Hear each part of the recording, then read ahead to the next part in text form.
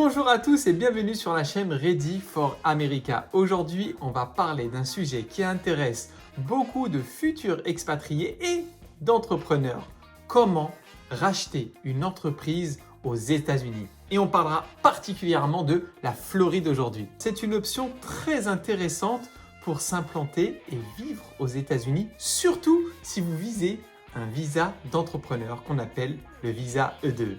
Mais attention, il y a des étapes à suivre et des choses très importantes à savoir. Si vous voulez les connaître, restez avec moi.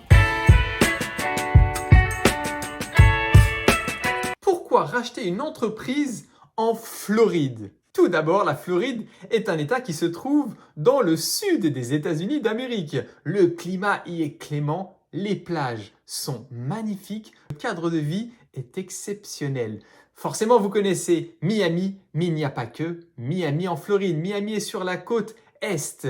Il y a beaucoup de villes, que ce soit sur la côte Est, mais également sur la côte Ouest. Naples, Sarasota, Saint-Pétersbourg, Tampa. Il y a aussi une ville connue pour ses parcs d'attractions, Orlando, qui est très développée et agréable pour une vie de famille. Ensuite, c'est un État en pleine croissance, en plein boom, que ce soit sur les programmes immobiliers, que ce soit sur l'installation de familles qui viennent maintenant des États où il fait froid. Beaucoup de monde s'y installe, beaucoup de monde investit, donc il y a de l'activité et des opportunités business énormes. Au niveau de la fiscalité, c'est un État qui est très favorable à la fiscalité des entreprises, même des particuliers. Un point très important, en Floride, il n'y a pas d'impôt sur le revenu des particuliers.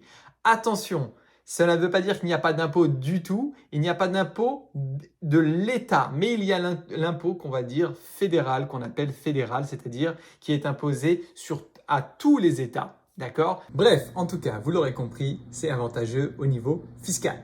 Bon, maintenant, par où commencer pour trouver une entreprise à racheter? Vous pouvez aller directement sur des sites spécialisés comme BizBuySell ou encore BizQuest ou Florida Business Exchange. Sur ces sites, vous allez pouvoir faire des recherches ciblées, filtrées, que ce soit par région, par État ou bien par prix. Vous allez pouvoir rechercher de façon très précise. Regardez, c'est aussi simple que de chercher à acheter une voiture ou une maison. Il y a le prix affiché clairement avec toutes les informations dont vous avez besoin. Je vous le dis, acheter un business aux États-Unis, c'est simple. Ça ne veut pas dire qu'il ne faut pas faire attention, on en parlera tout à l'heure, mais c'est ultra simple et ça va très vite dans la transaction. Si vous voulez une approche plus locale, je vous donne une petite astuce, vous pouvez contacter la chambre de commerce. Si vous êtes à l'aise avec l'anglais, alors vous pourrez obtenir des informations précieuses sur les entreprises actuellement en vente dans le secteur. Vous pouvez également rejoindre des groupes sur LinkedIn ou Facebook et là avoir pareil des annonces qui tombent régulièrement concernant la vente de fonds de commerce ou de franchise. Il y a l'option aussi passer par un business broker ou autrement dit un courtier d'affaires. Quels sont les avantages de passer par un business broker?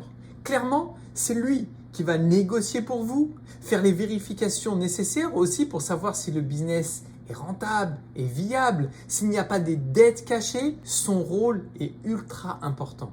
Il va vous guider à travers les méandres de l'achat d'un business et les pratiques locales, ce qui est très profitable et vous évite de faire des erreurs coûteuses. On vous conseille de choisir un business broker certifié IBBA, qui veut dire International Business Brokers Association. Cette certification permet de garantir une expertise réelle de ce business broker. L'avantage de nos clients qui passent par Ready for America bénéficient de notre réseau de brokers expérimentés qui ont fait leurs preuves. Donc, si vous voulez qu'on vous accompagne sur le rachat d'une entreprise, vous pouvez nous contacter, tout est dans la description. Sinon, en termes de coût, un business broker va prendre en général une commission de 5 à 10% selon le business, selon le cas. Mais vraiment, ça peut valoir le coup puisqu'il permet d'éviter un grand nombre d'erreurs qui peuvent coûter beaucoup plus sur le long terme. Parlons maintenant de la due diligence. Mais qu'est-ce que c'est la due diligence? La due diligence, c'est une vérification complète. À partir du moment où vous avez trouvé, ça y est, le business, vous savez que vous voulez racheter ce restaurant, c'est une pizzeria ultra bien placée dans un quartier dynamique. Vous connaissez déjà les chiffres qu'ils ont réalisés sur les 2, 3, 5 dernières années. Vous vous y voyez déjà, vous savez comment vous allez refaire le menu et apporter un nouveau souffle. Mais maintenant, il faut vérifier si ce business n'a pas des casseroles accrochées. Et là, cette étape est importante. On vous conseille de vous faire accompagner par un avocat d'affaires spécialisé sur le sujet. Certes, cela aura un coût, mais selon le type d'entreprise que vous rachetez, si demain vous rachetez une entreprise, imaginons qui coûte 1 million, 1 200 000 $, alors avoir payé quelques milliers de dollars à un avocat d'affaires peut être très pertinent au vu des enjeux, car vous pourriez passer à côté de certains détails très importants comme des litiges en cours ou des dettes cachées. Et croyez-moi, certains vendeurs sont très malins, donc vous n'êtes pas à l'abri de vous faire avoir. Mais rassurez-vous, chez Ready for America, vous avez également un réseau d'avocats d'affaires que nous mettrons à votre disposition dans votre processus d'achat ou de rachat d'une entreprise sur le sol américain. Parlons maintenant du visa E2. Oui, si vous voulez acheter une entreprise aux États-Unis pour venir y vivre et la gérer sur place, il vous faudra obtenir un visa. Le visa E2 est l'un des visas les plus répandus pour les entrepreneurs qui souhaitent s'établir aux États-Unis. Point très important concernant ce visa, il faudra réaliser ce qu'on appelle un investissement substantiel, il n'y a pas de montant précis, mais aux alentours à minima de 100 000 $.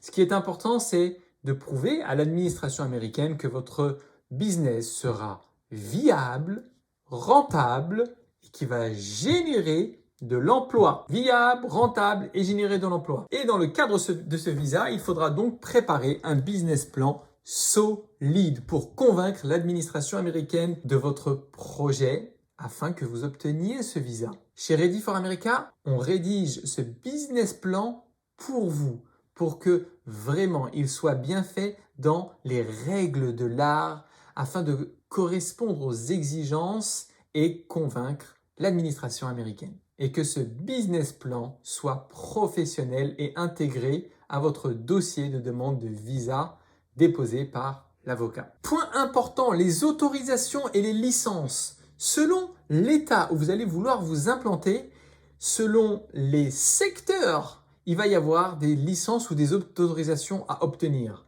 Par exemple, si vous voulez travailler dans la construction ou dans l'électricité, il vous faudra des autorisations spécifiques qui seront difficiles d'obtenir avant votre arrivée. Donc cela va demander une stratégie, un plan d'action pour savoir comment vous allez agir, comment vous allez commencer votre activité. Donc ce sont des points à ne surtout pas négliger, qu'il s'agisse des secteurs de la santé, de l'immobilier, de la construction, même de la restauration, parfois selon ce qu'on vend.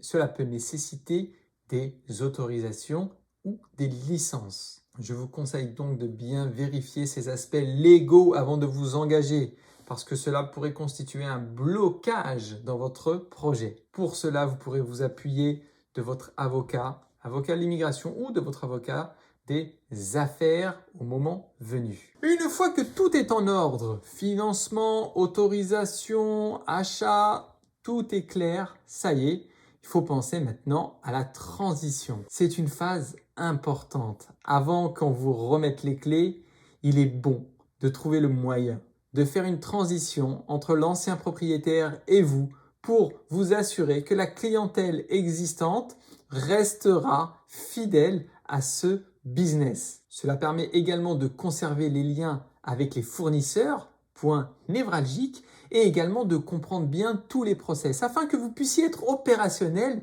dès votre arrivée. Voilà, maintenant vous avez une vue d'ensemble sur les étapes pour racheter une entreprise sur le sol américain. J'espère que j'ai répondu à la majorité de vos questions. Si vous avez d'autres questions, vous pouvez les laisser en commentaire. J'y répondrai avec plaisir sous 48 heures. Laissez-moi juste le temps d'y répondre. Et si vous voulez nous contacter, vous avez le lien pour prendre un rendez-vous avec Ready for America, car on accompagne de A à Z tout entrepreneur qui souhaite s'expatrier et implanter son business ici aux États-Unis. Je vous ai parlé de la Floride, mais pas que, sur tous les territoires américains. Notre réseau rayonne sur les États-Unis entièrement. Je vous dis à très bientôt pour plus de conseils sur l'expatriation et l'entrepreneuriat aux États-Unis. Très bonne journée. Bye bye.